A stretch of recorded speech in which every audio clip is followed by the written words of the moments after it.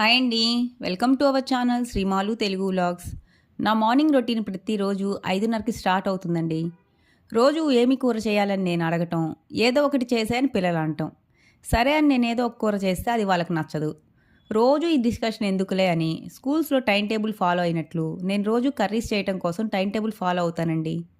ఈ time table వేసేటప్పుడు కూడా పెద్ద డిస్కషనే జరిగింది.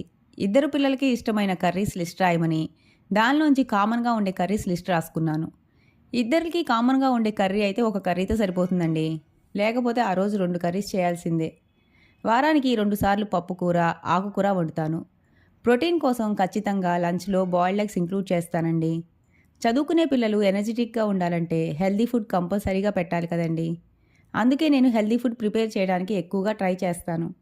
అదేమిటోనండి, బండికి పెట్రోల్ లాగా నాకు కాఫీ కానీ టీ కానీ తాగితేనే కానీ ఎనర్జెటిక్గా పనిచేసుకుంటాను. ఒక్కోసారి అనిపిస్తుంది ఎందుకు ఇంతలా కాఫీకి ఎడిక్ట్ అయిపోయానా అని. మీలో ఎంతమంది నాలాగా కాఫీకి ఎడిక్ట్ అయ్యారో కామెంట్ చేసేయండి ఫ్రెండ్స్. వారానికి ఒక్కసారి కంపల్సరీగా ఇల్లు చిమ్మే ముందు ఫ్యాన్లు, బూజులు, పైపైన డస్టింగ్ చేస్తాను.